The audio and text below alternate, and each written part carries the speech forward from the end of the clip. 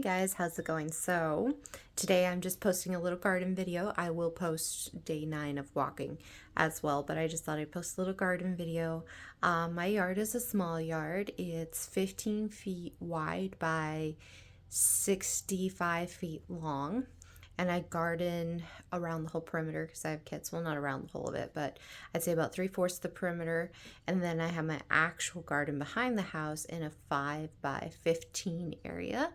And I technically only planted one side of it because we had so much junk in the way from, as you can see here, trying to remodel the house. But anyway, so today's video is just a little bit different, but I will post day 9 later.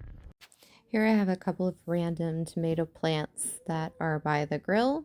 And then here's my basil, and I finally grew eucalyptus. Been trying for a couple of years. And then here I had leftover sunflowers, so I planted them here. Don't mind, they're getting eaten by something. Those marigolds self-seeded themselves from last year. And then I planted a Lisianthus, and I have buds. Guys, I've been waiting for so long. I'm so excited. Look at those buds. Oh, I hope to have flowers soon. And this is one plant in this pot that I have. Purple flowers.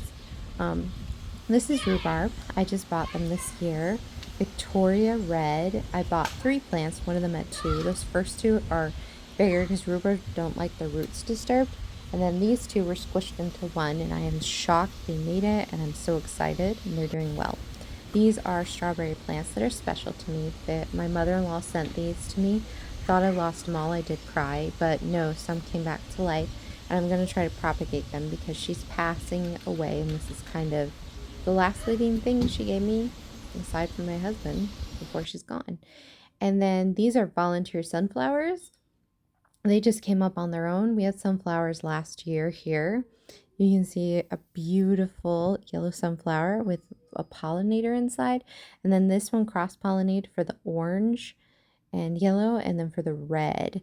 And they just came up on their own. I didn't plant them. And then before we had the shed, I planted marigolds and zinnias. I do that every year.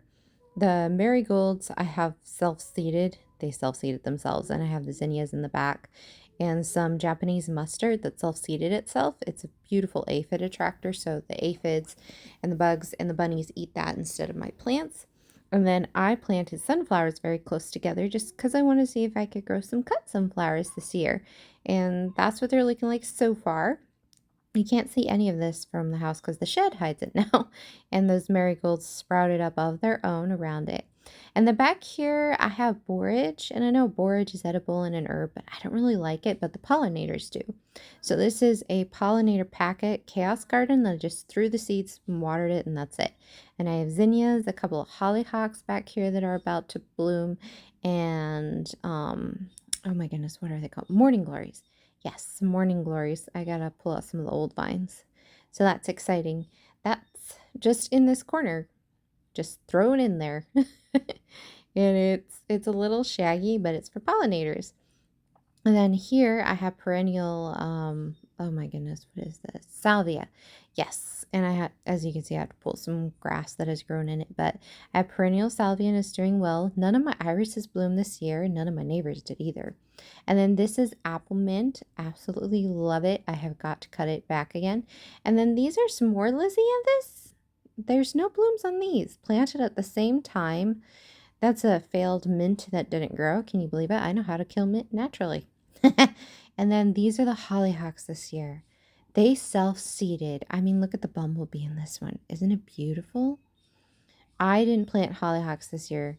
These are from last year, and they are just gorgeous. And then I have some celery in here, and apparently some flowers. I have to weed that. And then over here, my chamomile that I've let flop over. It's shading my cilantro. And that is my asparagus right there. And apparently I've got carrots. These carrots sowed themselves. I didn't sow any carrots this year. I had a carrot plant bloom last year, and I harvested it for flowers instead of carrots, and now I have carrots. And this is my first time growing Anise Hyssop. The herb I've tried for 2 years now, and they always died. And then in here, among the sea of sunflowers that popped up on their own, are my pepper plants. They're not doing the best. I have taken some sunflowers out, but... And then guys, For 4 years, I've tried to grow dill. Look at it! Nice. Good dill! I started 20 plants and planted 20 plants out and only one survived. But I did it! And then this. If you're an herbalist in any way, this is wild lettuce. It has not grown because the pesticides sprayed around the farms in I don't know how many years. But somehow, some way, wild lettuce found its way into my garden and I'm letting it self-seed. And then this is my batch of tomatoes. I may have gone overboard, but look, I didn't plant half of my garden either. So I have tomatoes, and then I have green beans that I planted in the front. It's just an experiment I'm trying. Here's my first Cherokee red tomato. I'm so excited for those. That's my rosemary. I pulled out a lot more tomato branches. It's thriving where it's at. And these are a bush stringless green bean, and they are thriving as well. They've dropped their beans twice, or the blooms, because of the weird weather we're having. But now they're recovering again. And then these are the tomatoes my kids got at book club, and they're Romas, which I don't normally plant Romas. I've tried, I don't like them, but they're growing this year, a whole bunch of them. Anyway, that's my garden.